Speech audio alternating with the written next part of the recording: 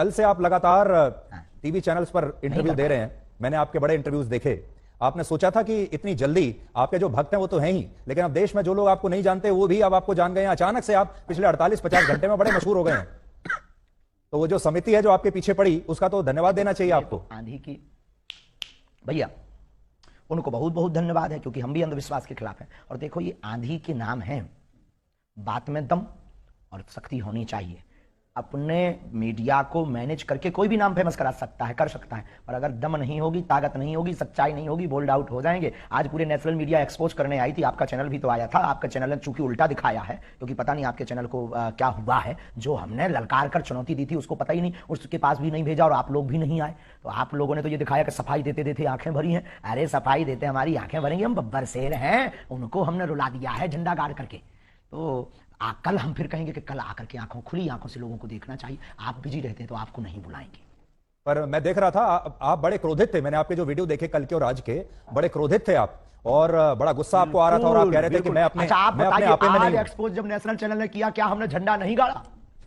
हाँ, हम अपनी शक्तियों के उसमें थे, लेकिन आज हमने झंडा गाड़ दिया सनातन का। जो कहते थे चमत्कार नहीं होते, भारत के इतिहास में क्या किसी पादरी के खिलाफ इतने न्यूज चैनल लग करके उन्होंने कभी हुआ एक्सपोज? आप हाँ या ना भर बोल दीजिए बस। तो अच्छा, उसी से संबंधित आपसे सवाल पूछता हूं। आप में और एक पादरी में और एक मौलाना में, जो मौलाना झाड़ फूंक कर रहा है, जो पादरी जो अभी हमने आपको दिखाया वो कर रहा है, और आप जो कर रहे हैं, तीनों में फर्क क्या है? बहुत सुंदर प्रश्न, very good, thank you very much my dear, I proud of you. उसमें और हम में, बागेश्वर धाम में यही अंतर है कि देखो, हम किसी भी प्रकार का शोषण नहीं करते, हम दक्षिणा नहीं लेते, हम अपने से नहीं जोड़ते। आने वाली चढ़ोतरी को हम गरीब बेटियों के विवाह में लगाते, 3 साल से निःशुल्क भंडारा करवाते, और 2029 तक भक्तों के सहयोग से 400 बेड का विशाल cancer hospital and research institute centre बनवाने जा रहे हैं। हम दंगा नहीं फैलाते, हम शोषण नहीं करते, हम हलाला नहीं करते, हम डुबकी के नाम पर भगवान को लिए डराते भी नहीं है। हम सिर्फ श्रद्धा के नाम पर बालाजी की महिमा गाते हैं। इतने अंतर है, इसकी एक बहुत बड़ी किताब बनेगी जी।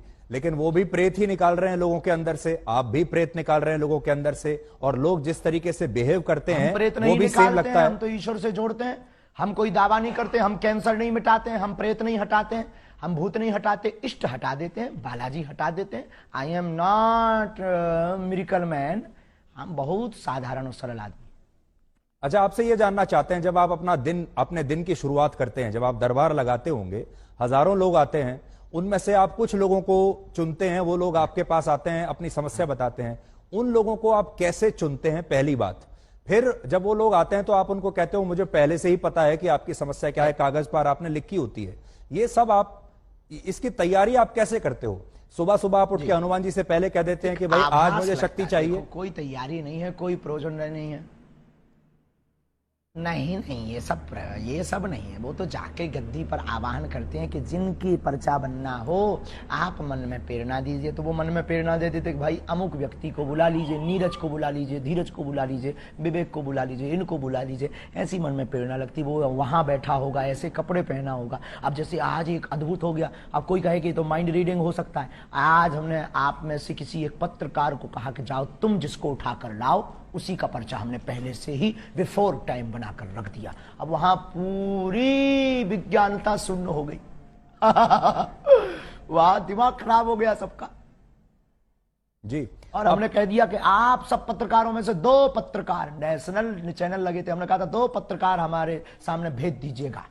2 पत्रकारों की हम अर्जी लगा देंगे, 2 की हमने लगा भी दी, ऐसी लगाई, अरे झंडा गड़ गया सनातन का। आज की लिंक जरूर सबको भेज दीजिए, दिखाइएगा आज का दरबार। आप मुझे भेज दीजिएगा। अब मान लीजिए इतिहास में हुआ है। यही प्रश्न दूसरे तरीके से पूछता हूं। मान लीजिए मैं आपके दरबार में आऊं, मैं आपके सामने बैठा हूं, आपने मुझे बुलाया और मैं आपके सामने आ गया।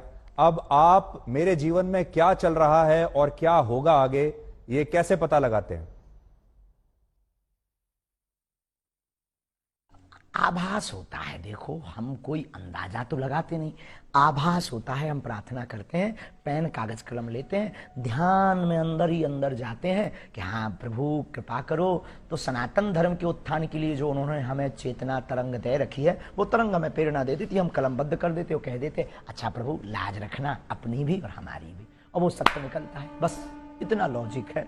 ये लॉजिक परे है, इसी का नाम तो सिद्धि है। जो समझ में ना आए वही तो चमत्कार। अभी आप लगा सकते हैं ध्यान मेरे बारे में? आज से 30 साल पहले कोई कहे कि आप देश विदेश में बैठे सकते, देश विदेश में बैठे लोगों को वीडियो कॉल पर आप तुरंत बात कर पाएंगे। 30 साल पहले ये कोई कहता था तो कहते कितना झूठबाज आदमी है, मूर्ख आदमी है, ऐसा हो ही नहीं सकता, ये तो चमत्कार होगा। लेकिन आज सहज है।